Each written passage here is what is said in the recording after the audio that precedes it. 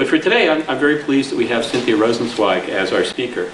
Dr. Rosenzweig holds a BS in agricultural science from Cook College at Rutgers, an MS in soil and crops, also from Rutgers, and a PhD in plant, soil, and environmental sciences from the University of Massachusetts. So she brings both agricultural background as well as urban interests to us. She's a senior researcher at the NASA Goddard Institute for Space Sciences, which, amongst other distinctions, is upstairs from the Seinfeld restaurant. Those of you who didn't know that. And she's an adjunct professor of environmental science at Barnard College. Her awards and accomplishments are too many to list, but among them, she's been named a Fellow of the American Society of Agronomy and was a coordinating lead author of the Observed Changes and Responses chapter in the Impacts, Adaptation, and Vulnerability volume of the 4th IPCC assessment. That's Working Group 2, for those of you who are used to the jargon. And for those of you who know this, being a lead author, a coordinating lead author is an incredible amount of work. I can't imagine a task that is more demanding, both of deep scientific knowledge, but also substantial diplomatic skills and energy. She currently co-chairs the New York City panel on climate change. So there's the IPCC, but then there's the important one, which is the New York City panel on climate change. The mayor has his own IPCC, and Cynthia co-chairs that. She's one of the world's leading researchers on climate vulnerability and adaptation, and is perhaps unique, as I mentioned, in being one of our top experts both on agricultural systems and on urban systems. She truly covers the world. Most recently, she is PI on the NOAA Integrated Science and Assessment Center focused on the Northeast Urban Corridor, and that's one that parallels our new RISA Center here, joint between MSU and the University of Michigan, focusing on the Lake Huron and Erie watershed. So in addition to everything else she's doing, she's running an effort, NOAA RISA Center, that's very parallel to ours. And with that, I will turn the platform over to Cynthia. Welcome.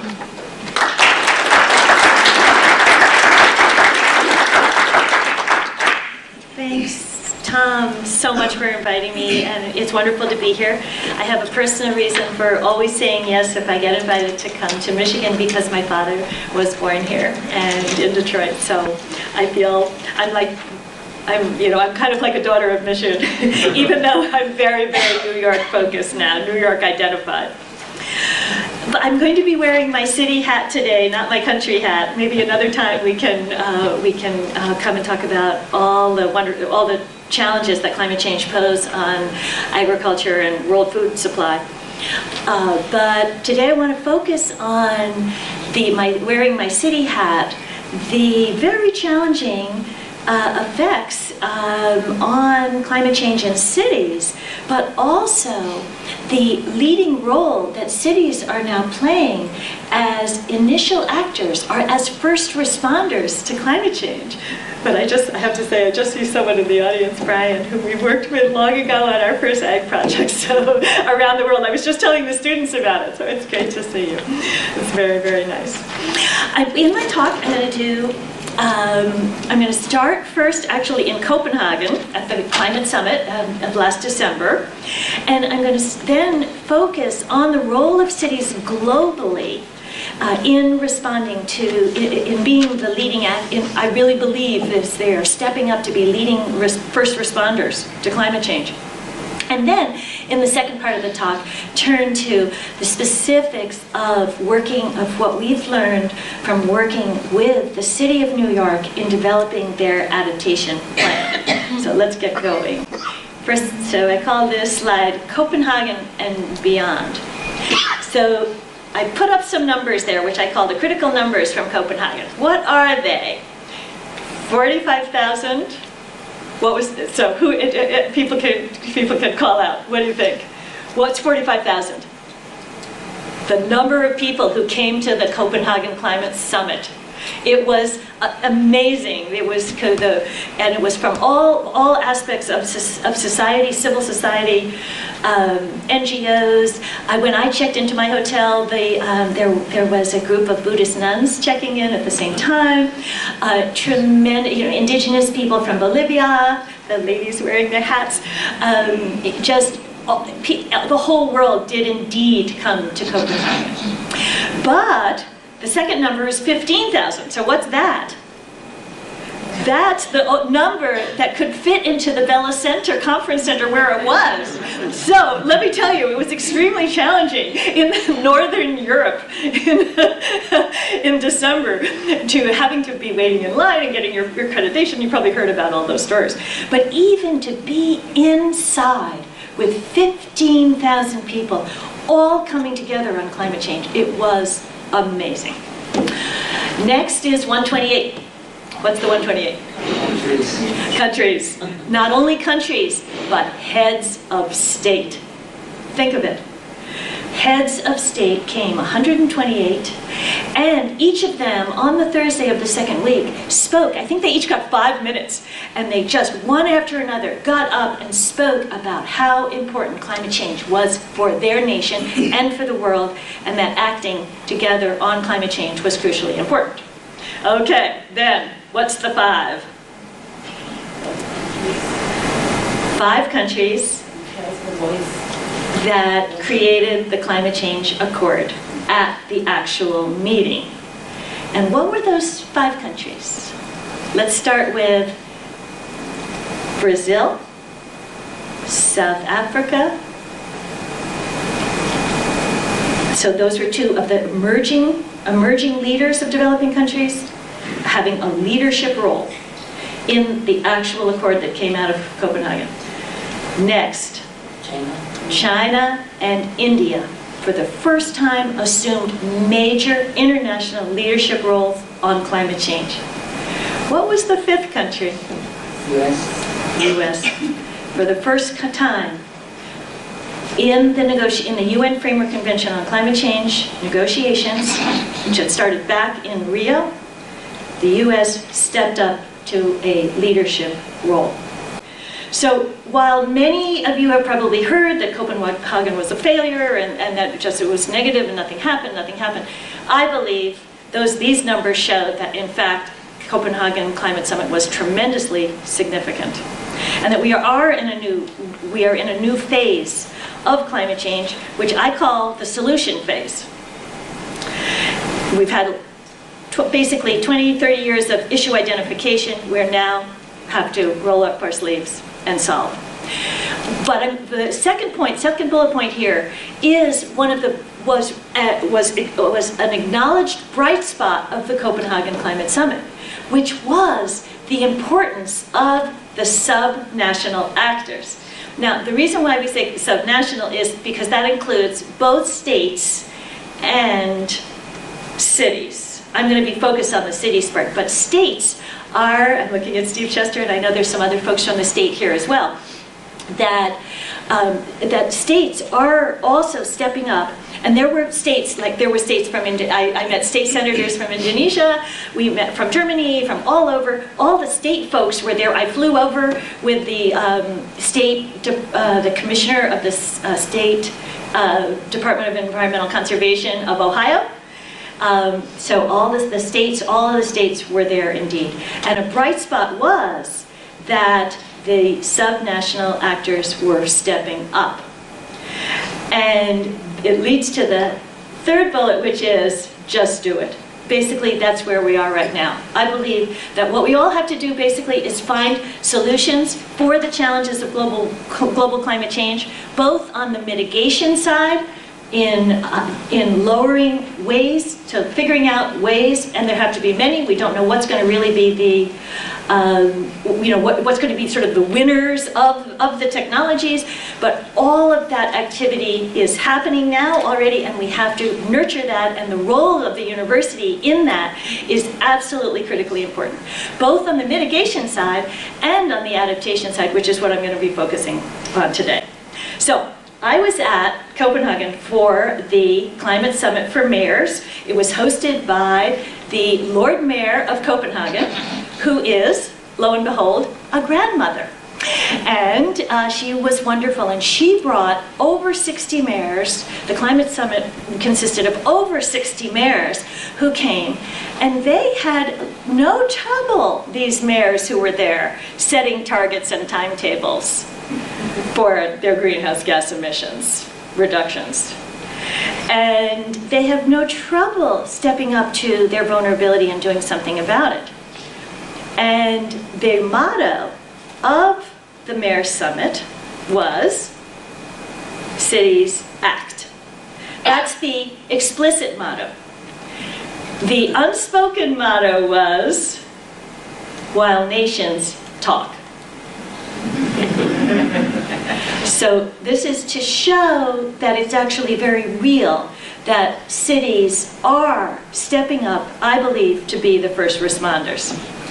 So what this shows is, but I think this is actually the first time that anyone has put the projections, this is part of our assessment report, to put the projections of climate change, this is for the 2050s, for one of the emission scenarios, one of the global climate models, and then instead of always superimposing the countries which are there, but superimposing cities of the world.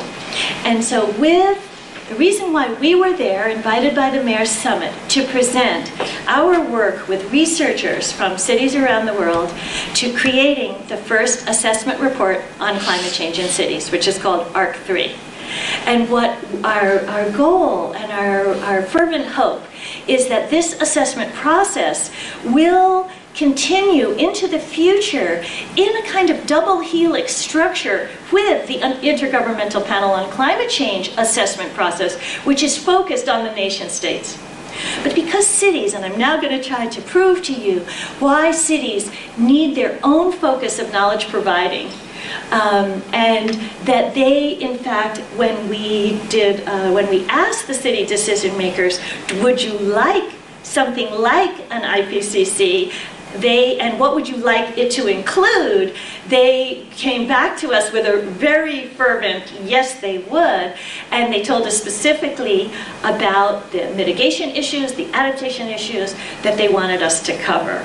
So the dots of the cities on the map are showing where authors who are part of the Urban Climate Change Research Network we've all worked together, and I actually have the draft copy right here, which is so to show that this is real. So I can pass it around, but I absolutely have to have it back. Okay, I'm going to trust Michigan. So we're very, very proud of it. And we're just working with Cambridge University Press to publish it now. Okay, what's in this volume? I'm going to give you what we've learned. First, building the scientific basis for local action by cities. Cities generate no less than 40% of global greenhouse gas emissions. And at the same time, so they are big actors on the emissions side at the same time. In fact, Lord Nicholas Stern says almost up to 80% of emissions. But of course, it depends on how you're calculating that, what you include in the calculation. But at the same time, cities are also extremely vulnerable to climate change impacts. So there's a reason why cities are being the first responders. And you know, it's really quite striking that when we look at the literature, right, Tom, on climate change impacts, for about the first 20 years, it was focused on agriculture. I've done quite a bit of work there, and land-based systems, ecosystems. Where is climate change going to affect people? It's going to affect people in cities where they live. So this research has neglected that the majority of the global population is now urban, that cities are hubs of economic activity. They're frequently located not only on the coast, but major rivers. And what we found is that inland flooding is it's also a very neglected factor as well. Cities already have climate issues with the urban heat island. Cities are already hotter than the surrounding areas. So cities have already had climate change, are experiencing climate change.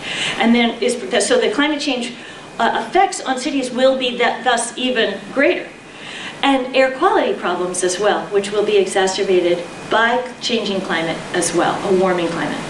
And so they are clearly on front lines dealing with climate impacts. So our goal with ARC3 is to establish an ongoing city-centered state of knowledge reports to urban decision makers and help build capacity for action.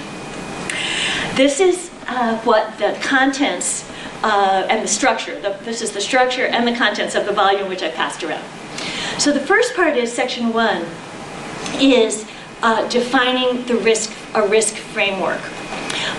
What are the vulnerabilities and the agency that the cities bring to bear on addressing climate change.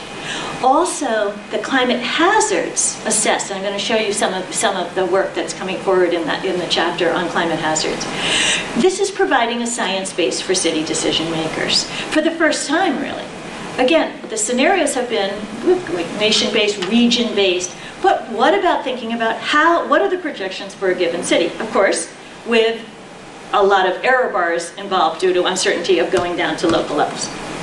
Then the center core of the book is 4 urban sectors, which are energy, waste and water, transportation, and health. In each one of those, in particular the energy and transportation, the mitigation and adaptation are included within the chapter themselves. Because in cities, it's really actually almost virtually impossible to completely separate actions that would reduce greenhouse gas emissions, if you think about buildings, and at the same time help to prepare people for dealing with hotter weather. Buildings are a perfect example of that. So those are considered in the chapters, and then policy alternatives. So it's to really help decision makers begin to take policy actions. Then throughout the whole volume, actually, we have case studies which are authored not by the core authors, but by researchers from around the world and practitioners who are actually doing adaptation activities. So that, because we know from what the city decision makers said to us in our survey, they really wanted to know, well, what are other people like us doing already? So that's what the case studies do. Then at the end of the volume, we spread out again to land use, to the larger cross-city challenges on thinking about land use, the cross-cutting issues, land use, and of course, governance. So these complex interactions and the implications for city governance. So what I'm going to do in the next set of slides is very quickly go through, show you some highlights from each one of these chapters. Here's the climate hazards. So what we did is we took 12 cities around the world, and we first looked to see, well, are there climate data available for these cities, and to see what's going on with the climate now in the cities. And lo and behold, this was something of a surprise. You know how scientists and researchers always said, we're data limited, we don't have enough data. You know, that's like our mantra. But you know what? We found, because cities mostly have airports, right?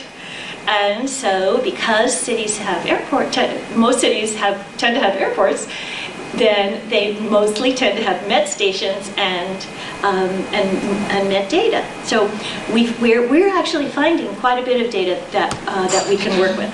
Because the first way to start with climate hazards, is to look to see what's happening to the climate, to the temperatures, and we also do this for precipitation, but I don't have time to show that. So you can see that in some cities up and down, in some cities not changing too much, like Delhi.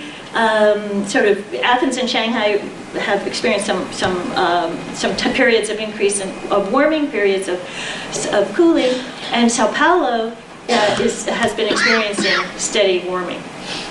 Then what we do is take projections from global climate models and a range of emission scenarios, and we create the projections coming from the models. We call them model-based probabilities. So it's very clear that these are model projections. We're not saying this is exactly what's going to happen in any city. We're saying this is what the 18 climate models from the leading modeling groups around the country say for your region. And the stakeholders, actually the way these are presented come from the stakeholders in New York who wanted to know, well, what's the central range? Where do the models agree? And that's what the pink area is showing. The 66% of the model results are in that range where that's shown in pink there. But then they also wanted to know, well, what's the very worst that the model is showing and the very best? And that's what the two lines, tops and bottoms, are showing. So it gives an idea of potential changes. We're not saying for sure, but we are saying this is the best knowledge available. So in general, the key takeaway from the climate hazards are, for all cities, more frequent, longer, hotter heat waves, more floods and droughts, and sea level rise for those on the coast with enhanced coastal flooding. And basically, what we have found is this is enough information for city planners to begin to develop climate resilience in their city. They don't need to know the exact number of heat waves. If you know, it is very likely that you're going to have more heat waves. Let's turn now to the sectors. Here's health. So clearly, health is such an important and key sector that because of the large size of cities, the high density amplifies the health risks. The increase in the poor and the elderly populations compounds threats of heat and vector-related illness. And cities with limited existing water services are at greater risk of drought and vector-related illnesses. But they also identified many things that cities can do, are beginning to do now, and can do. First of all, passive approaches such as tree planting, green roofs, permeable pavements to reduce urban heat island. And also the permeable pavements helps on the intensified precipitation as well. Improving and increasing water and energy services, regulating settlement growth in floodplains. This, of course, is revisited in the land use chapter, extremely important. And this is something that is operative both in developed countries, here in the United States, and in developing countries as well. And then, very critically, expanding the health surveillance and early warning systems. So the key takeaway here is that climate change is likely to exacerbate existing health risks in cities and to create new ones. And the pictures show one example from Kibera, Nairobi, which is the largest informal settlement in the world, I believe, certainly in Africa. And that shows the informal water system. All of those pipes are coming off the water main, the main water delivery system. And then here's our an example from New York, in which poor and elderly in New York City, of course, were negatively affected. In the book as well, we talk about the 2003 European heat wave, which is the largest example of the effects of extreme heat. Let's look at water. And here, just as I showed that picture from Kibera, the authors, because the authors are from both developing country cities and developed, the authors looked at effects on both formal and informal water systems. So you can see the risks, variance in precip, affects the quantity and the quality, the impervious city surfaces, and the increased precipitation intensity, overwhelm current city drainage systems that have the potential. That's really also everywhere. And over 1/2 the people in large developing country cities rely not on formal systems, but informal water supply vendors. So this is one of the key vulnerabilities that we've identified. And thinking about how to think about adaptation for that group is extremely important. Okay, what about responses? Because remember I said we're in the solution phase now. What are we doing to resolve, respond to climate change? Adaptation and mitigation strategies. Reduce water theft and leaks. That's, just working on leaks is something very simple, but it's going to help every place. Adjust water intake locations, rainwater harvesting and water reuse, demand management. Again, these things are not new. These interventions are not new, but having a changing climate gives added impetus to the changes that are going on in water systems today. So the key takeaway for water is water supply services are highly vulnerable to drought, extreme precipitation, and sea level rise, especially where the water systems are from either freshwater or groundwater systems near the coast. What about transport? Key urban systems sector. And Eva's here, who's a specialist in this. Risks. Contingent on local transport systems, of course. There is mass transit versus individual vehicles. These vary greatly by city. underground versus elevated roads and rail.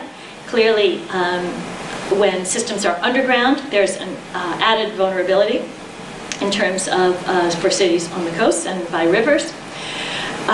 The challenges of moving people versus moving goods. So there are issues of course, for the people themselves, but also bringing the goods for the city survival, how dependent urban people living in urban areas are on the transport systems bringing the food supplies, for example.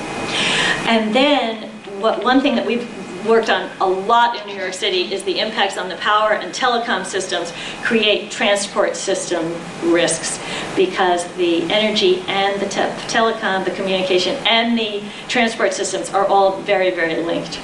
So there's some key interdependencies there that are definitely exacerbated by climate change. But there's so much that can be done. Transportation is one of the key mitigation as well as adaptation strategies. Technical versus ecosystem-based approaches, levees, dams, and pumps to limit flood damage, improve drainage to protect transport assets, elevate equipment to eliminate flood risks. When we get an early warning of storms, how about moving rolling stock away, out of harm's way? There's many, many operational and management things that can be done rather than investing in trillions and trillions of dollars. That's one of at the beginning at least. And diversify the transport modal choices. So here are the key takeaways, and this is one of our editors is Shagun Mehrotra, who is from India and has worked on climate change in Delhi and in adaptation, and mitigation as well.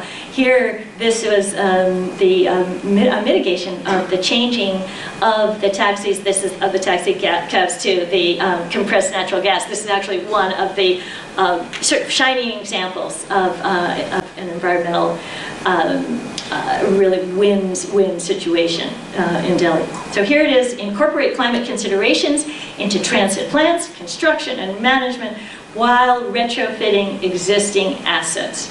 Because that's really the challenge in cities. We have to be retrofitting what we have. So much of a city is what we have in a city is already with us, as well as making plans for as we create new infrastructure to take climate change into account. Now, let's look at very key sector, energy. Risks are both on supply and demand. Power plant flooding, increased variance in water quantity and timing for hydropower, increase in heat waves imply more frequent blackouts, damaging local economy, and demand in some cases may either increase or decrease depending on season and location. So, for example, in New York City, we are projected to increase our electricity demand in the summer, of course, with hotter weather because of more air conditioning, but then to decrease in the winter because of warmer winters. That would probably be the same here, I guess. What about adaptation and mitigation strategies? First of all, demand management. And I like to think about these as the wedges, both for the mitigation side and the adaptation side. So demand management programs to cut the peak load. That works on both mitigation and adaptation, so it's less vulnerable. The system is less vulnerable to the high temperature events. Harden the power plants and networks to increase resilience to flooding, storm, and temperature risks. So make the utility plants, the power plants, more climate ready. Diversify fuel mix for city power to increase share of renewables. This is happening in many, many places in the United States and elsewhere as well. So the key takeaway for energy is interesting because mitigation has been prioritized for the energy system because it's the big one for mitigation.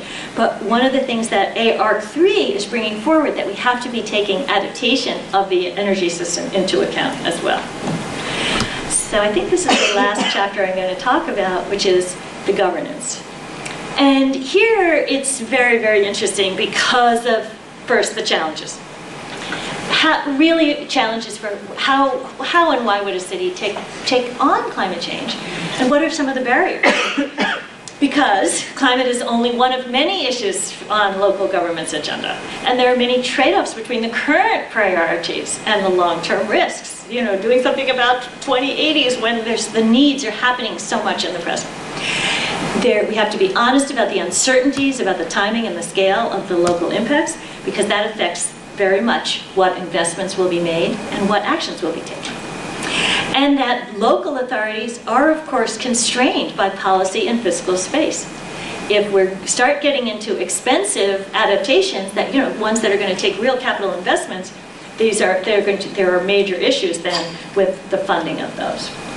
That is related in some part to jurisdictional, we called it conflicts, maybe that's a little bit too strong, but I would say jurisdictional complexities between city governments, state governments, federal governments.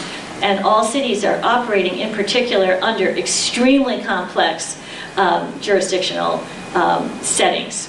And then, of course, in all cities, multiple stakeholders, all the different groups in society. So from the communities, the neighborhoods, the citizens, the private interests, the private sector interests, the public sector interests, cities are absolutely this. That's why do people love cities? They love that complexity, but at the same time it comes with challenges. So how to go forward? And this is some of the take-home messages for the whole ARC3 report, is that we need to have science-based policy making. As climate change is mainstreamed into moving out of the realm of only the universities and only the researchers into a much broader scope of citizens and governments and groups and society, we still have to preserve the science-based part of it, because climate change is so challenging because it's always changing. We don't know exactly how the climate system will evolve. We all, as university scientists, have to be studying it as we are taking it on board in society. And so we need to be setting up structures that allow ongoing policy making to be science-based as well. Of course, we need effective leadership. I'm going to talk about that when I come to New York. Efficient financing, jurisdictional coordination, land use planning for the land use planning and the urban planners in the room, and last but absolutely not least, citizen participation. It's absolutely crucial not only in cities, but everywhere. So the key takeaway here is that local authorities are recognizing the challenge, and many are working together to take action. So we see not only the C40 group of Large Cities Climate Summit, for example, we see ICLEI, who has brought together many, not only city governments, but small group governments, smaller towns and smaller cities and medium-sized cities, for example. So there is really a movement afoot among cities around the world to take action. So let's now turn, so that's the global view. Now we're going to hone down to New York City. So this slide is from the Sustainability Plan of New York City. It's called Plan YC. And it is the goals of a sustainable city for over the next 25 years. And actually, so what I started doing was putting stars on ones that interacted with climate change, but basically there should be a star on every single one, even the ones I haven't put it on. But clearly, if we're going to be creating homes for 1 million more New Yorkers, which is what our population projections are, we now have over 8 million people within the 5 boroughs of New York City now, that we have over 20 million people in the New York metropolitan region. Well, if we're going to be creating homes, we better be taking climate change mitigation and adaptation in the creation of those homes. The travel times, we just went through transportation, etc. But you can see that power, cleaner, reliable power, but some of them, as in 7, is an actual climate change goal, which I think is very interesting and very important. That in the overall sustainability plan for New York City, climate change then is part of that. Rather than having climate change be in some separate office or separate plan all by itself, that it is really part of the sustainability plan, which helps to build all of these goals. So that's number 7, reduce global warming emissions by more than 30% by 2030. And then, of course, all of them have a lot of adaptation issues as well. So, how are we actually doing it in New York City in terms of mainstreaming adaptation? So I'm going to go through a series of steps quickly. And they are laying the foundation, designing an integrated process, articulating overall approach, providing planning tools for action plans, and very important key one here in the university, monitor and reassess. So let's get going, and I'm going to be explaining the right-hand column. First thing is laying the foundation. This is a list, you don't have to read all the fine print. This is a list of all of the assessment reports that occurred in New York City starting back in 1996 with one called the Baked Apple. And you know what? These foundation reports and assessments are critically important. I've highlighted the one in 2001, which was part of the US National Assessment, which really was the one that actually then worked with the stakeholders officially of New York City and the New York metropolitan region. And because being part of a national assessment was very interactive with helping to prepare the region and understand the risks of the region, and then also interacting with the national government as well. So that one was very important. But look at the blue ones up at the top. There's so many going on now. There's the Nature Conservancy is working on, and at one of my meetings earlier today, we were talking about so much the critical role that foundations and NGOs do play in helping to provide key actions, networking functions, key assessment functions when needed, and that's certainly ongoing now. The New York City, I'm going to be talking about the Adaptation Task Force, and we're also involved, and Steve Chester is here, who is working with us, formerly of the Michigan state government, to now helping New York on creating the adaptation plan for New York. Okay. So how did we do it? What worked? These are kind of like looking at, all right, what were so I think one was laying the foundation. These foundation reports are critically important because it provides information across the whole region. Because as researchers, we can't talk to every single group or town, or we have 1,600 jurisdictions, by the way, in the New York metropolitan region. Towns and villages, et cetera, and satellite cities. So that reports and assessments, laying the foundation. The next one is, this is critically important, and we're grappling with this at the federal level right now, designing the integrated process. What are some of the best practices? The first one, high-level buy-in, essential. Mayor Bloomberg came. Is it essential or not? What do we do if we don't have a leader? We have to think about that. That was raised at an adaptation workshop Tom and I were at last week. But when you have it, it's great. Mayor Bloomberg opened the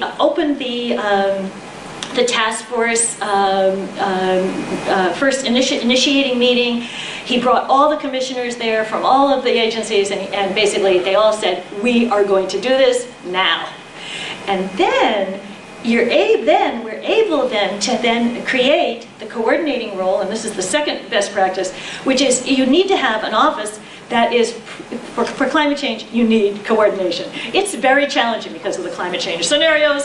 There is, how looking across, as we're saying, the interdependencies, all the different sectors, even within one agency, having all the different bureaus within an agency. So coordination, very, very, very important.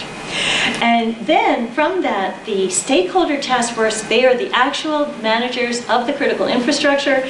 Those A, B, C, D, E, F stand for city agencies, regional authorities, private stakeholders, but also they stand for all the water people, the energy people, the transportation people, the communication people who run the actual infrastructure.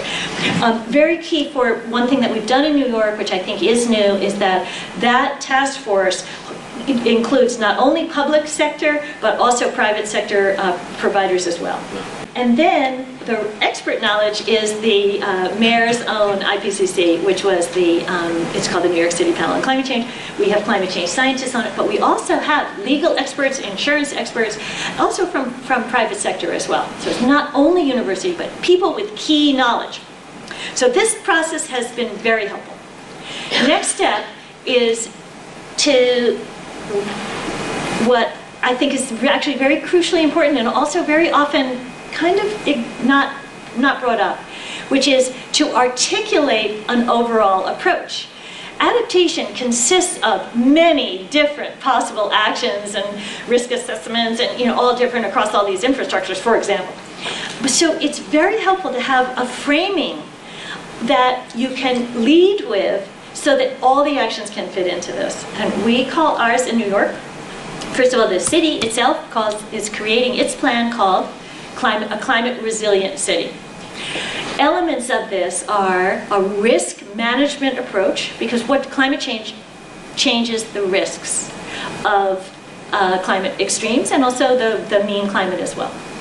And then this, which we borrowed from London, is what we call flexible adaptation pathways.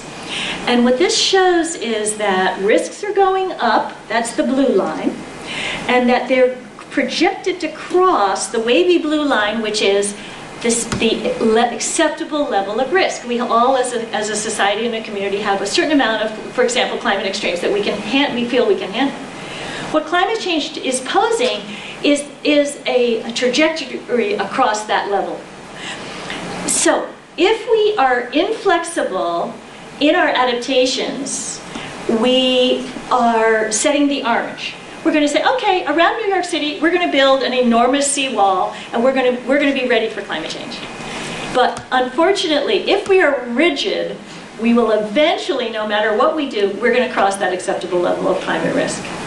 Instead, what we are doing is creating the wavy yellow lines, and with green, it's with mitigation as well. We're going to get going. We're going to learn about our risks. We're going to see what makes sense to do now and reduce our level of risk. That's when the levels go down. Then maybe the risks build up again. We're going to perhaps have to do more interventions. But we certainly are but this is in order to get going in a very practical, realistic way as we mainstream a very uncertain, changing climate into actual decisions. Key element, of course, is monitor and reassess, because we need that monitoring to know where are we on that trajectory of our flexible adaptation pathway. Is it happening more than what we thought or less? So that monitoring and reassessing is the adaptation process that we're actually bringing in to our planning in New York City. Next, providing planning tools for action. Plans. So here we have lots of stuff that expert providers and information providers can help with. This is our climate risk information, and I'm going to pass this one around too. You can see we created climate change scenarios for the region so that all of the infrastructure team on this task force could be utilizing the same set of projections. Otherwise, the energy folks could be adapting to getting ready for one level, and the transportation folks another. And again, this is something that is not forever. It uses the best knowledge that we have today. We are clear about the uncertainties involved, and what we need to do is every 5 years, just as we're looking at our monitoring and reassessing, part of that is what do the latest scenarios say at some kind of like 5-year intervals. So we also have a big assessment report, which is just about to come out with all the stuff I'm talking about, but actually the whole foundation of that, because I think also that's very important to have, with the background knowledge, best practices, resource guide, the case for adaptation. And then this is one of the workbooks. We also have an adaptation assessment guidebook of the planning steps, and then climate protection levels. I think I have a slide on that. The climate protection level is just very important. Is how do we begin to change the standards and regulations? Very challenging part. A lot of hand waving, but we need to get going on that seriously. So we have a workbook on that. Indicators and monitoring, not just only the direct climate indicators, but indirect ones like shoreline erosion, what's happening to our changes in vegetation in our urban area, what's happening to our flooding, etc., and then what's happening to the impacts. But there's one more here. So how many, like combined sewage overflows, do you have those here? So we have those in our aging system. And how many are they increasing, are they decreasing? But the other monitoring and assessing, which we need to add on here, is the evaluation of the adaptation programs and plans and policies. So we're adding that on here. Okay, very quickly, I'm going to go like 5 seconds each here. This is just showing you the maps. This is the climate projections. And what the projections, so for the U.S., for our region, this is looking at, here's our New York City one. You see we're increasing in temperature faster than the global average. These are the projections that have actually been used for the stakeholders to determine their risks. On sea level rise, there's a whole talk just on sea level rise alone because of the rapid ice melt. So the way we handled that here is that we have two. One is from the IPCC, and one is looking at rapid ice melt and the potential for that. And we present the stakeholders with both of them. There's going to be a test on at the end of the talk. Every single little number. Never mind the numbers. These are, when we feel that the models can give information about changes in quantitative extreme events, we provide them. I say, for example, with the sea level rise or the number of heat wave days, and what the models are saying in terms of droughts and floods, and also 1 in 10, 1 in 100, and 1 in 500. But you know what?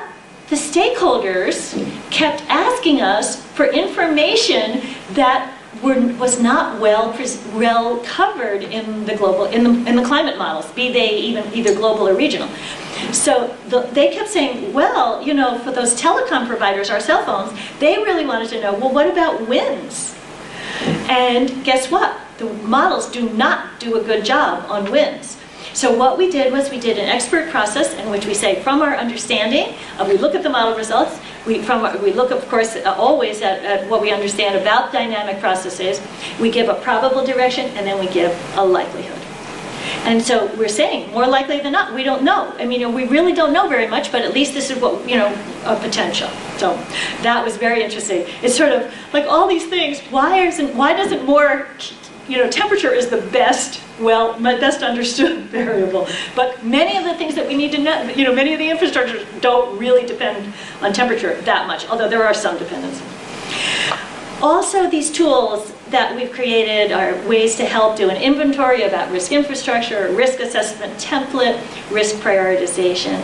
All of these are pieces which are in the workbooks leading to adaptation plans, which are created by the stakeholders themselves.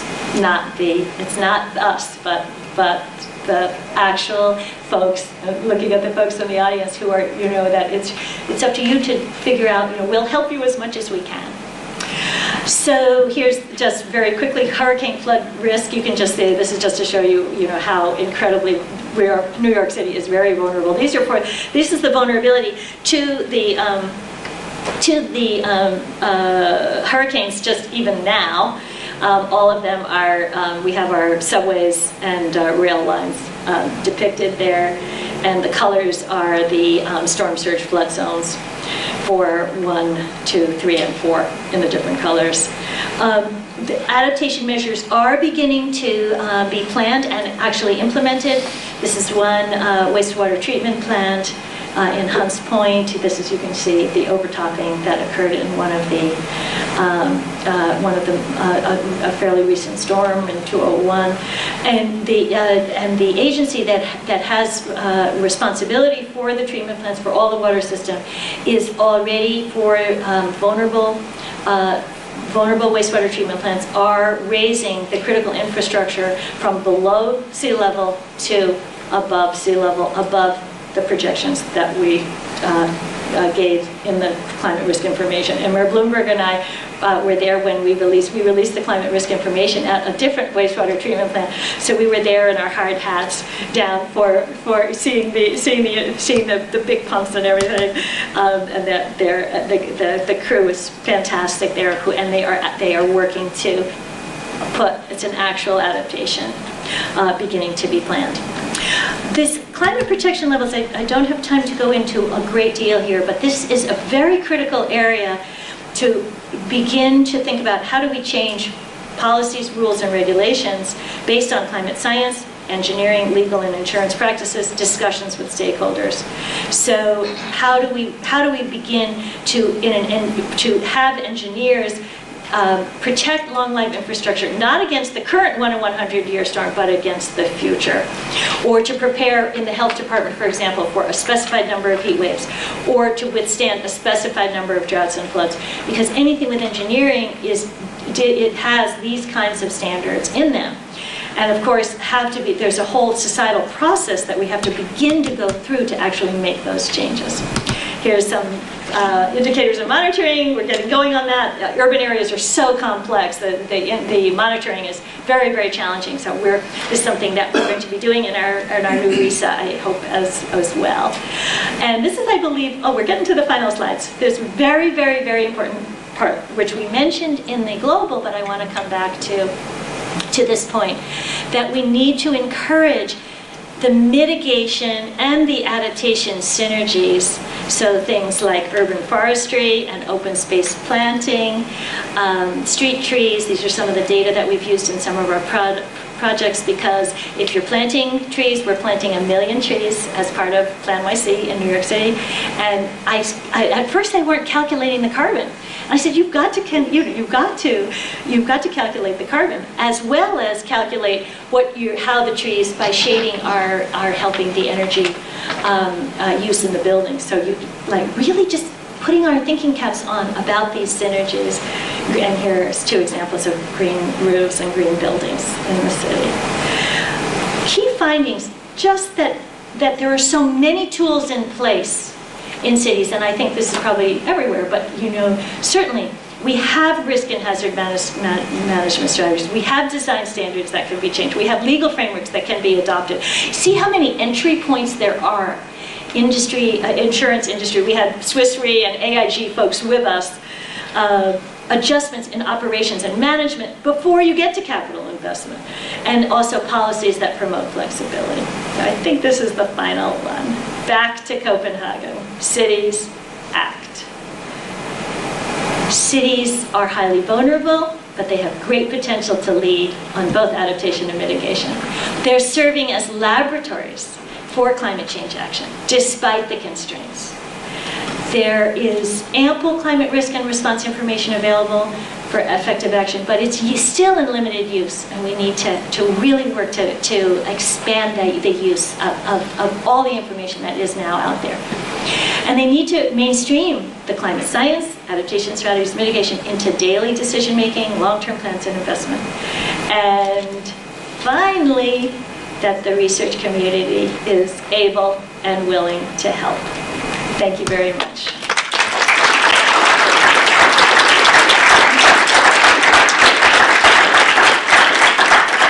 That was delightful and very provocative. I'm sure we're going to have a lot of questions and answers. Why don't we have a reception here, in theory starting in 5 minutes, but we'll let that slip so that we'll have some more discussion. So let me throw it open to questions and comments.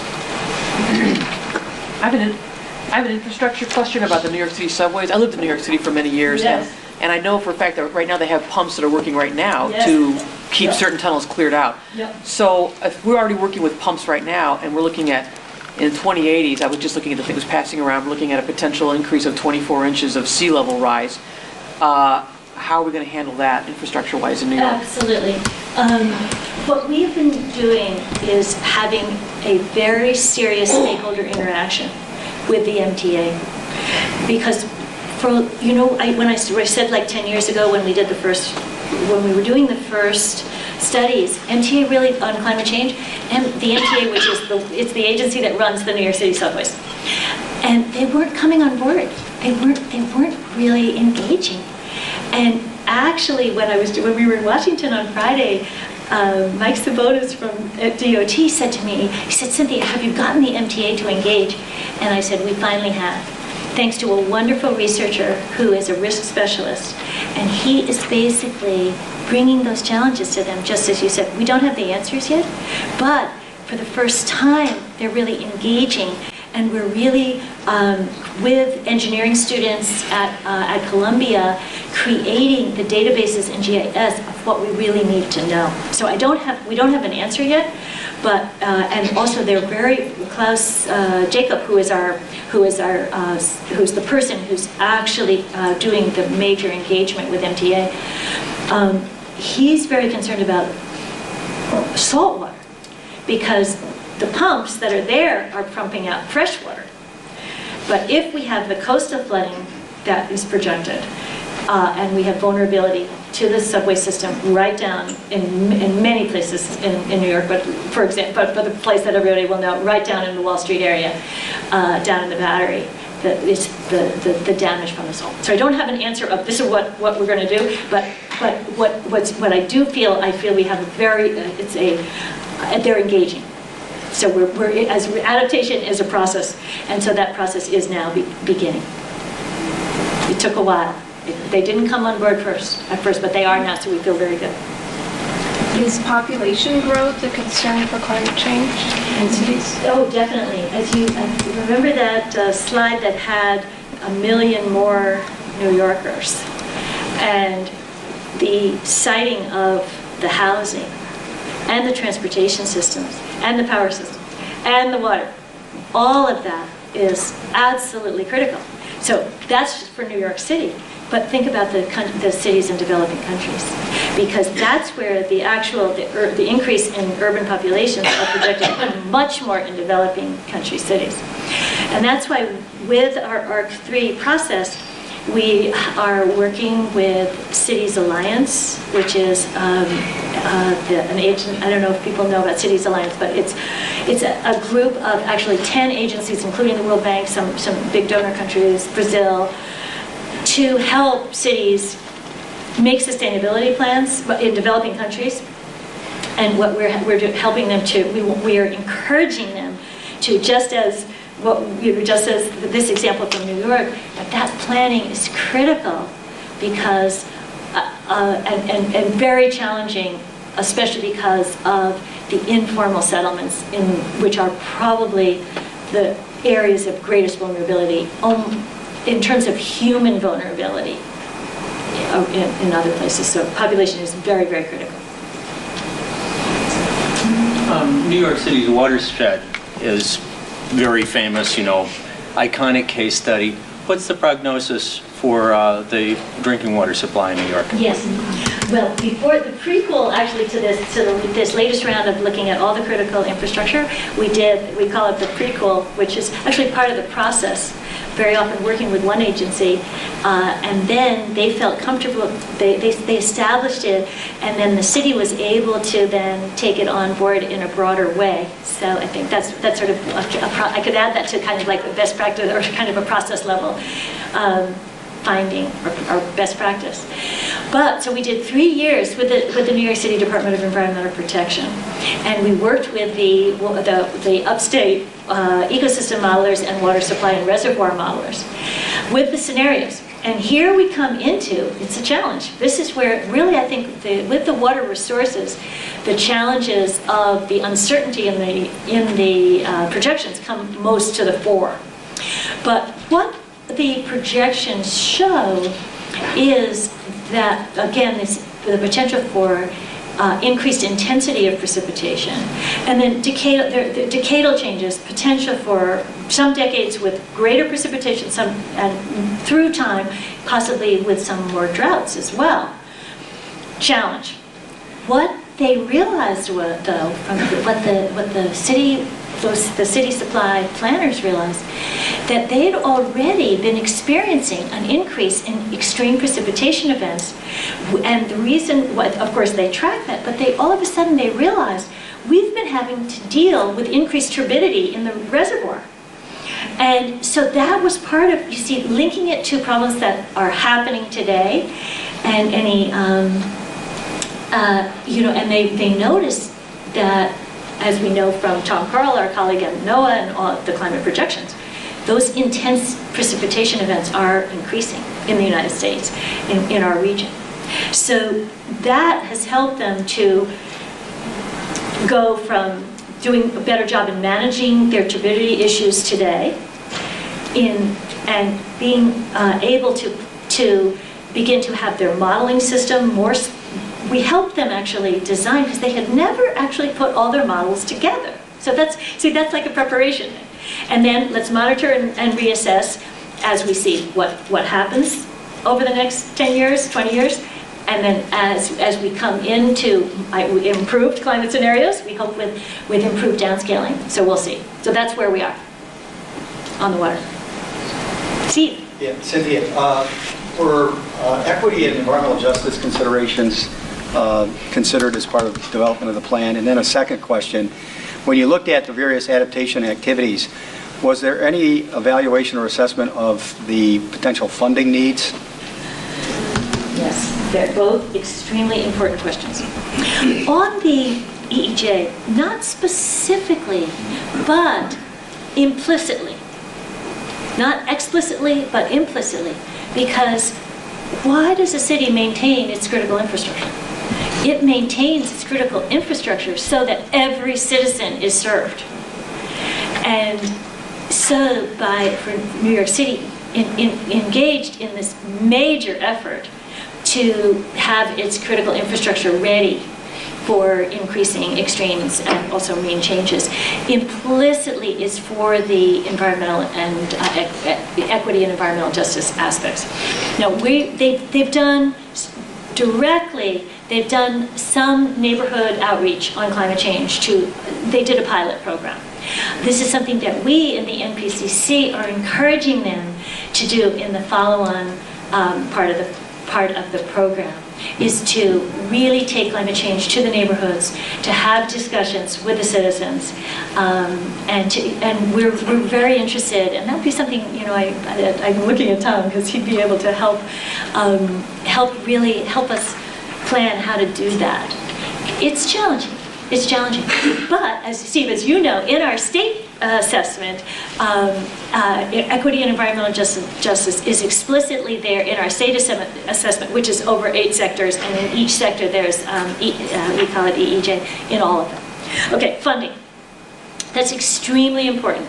Yes, in the spreadsheets, going behind, remember I had one which is here are the tools. I'm not boring you, but they're like Excel sheets. And even the one for New York State, is, you know how like you go to like the double letters and then the triple letters in Excel? Like we're out to like the triple letters, I think. So some of those triple letters or double letters are the funding needs and the capital issues. And what the main point that we make generally is that adaptation needs to be taken into consideration when the capital cycle for any critical infrastructure comes up.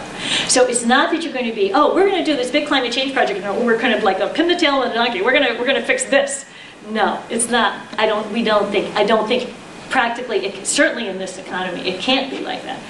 But every year, there's a certain portfolio of infrastructure that is up for repair, and that is when, with an incremental amount of funds, then that is to let's build it a little bit higher, or let's maybe not even build it, but let's build or first of all repair it. Let's make sure our tide gates are in good order.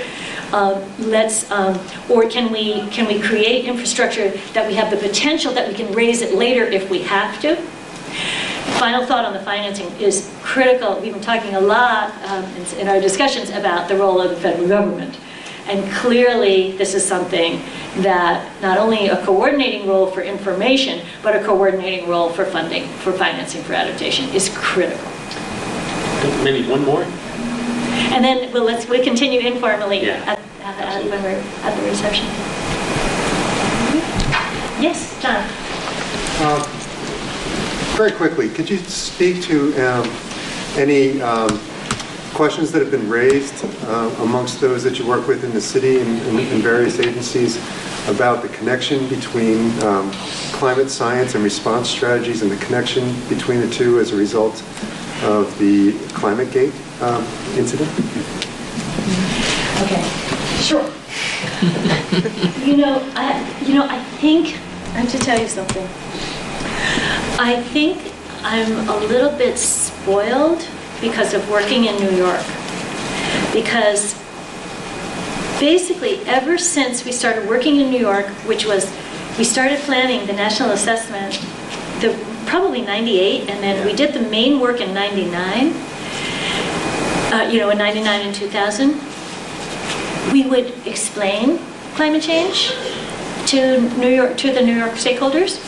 And basically they would say, okay, we get it, what should we do about it? It's just, but I think that this is also probably, this attitude, I think also is probably also in other urban areas as well. Urban people tend to be very practical. It's like, okay, we get it. It's like, in order to keep a city running, you have to be very practical. And so here it is. It's where they understand Todd's gonna read. Todd's gonna ring her to me.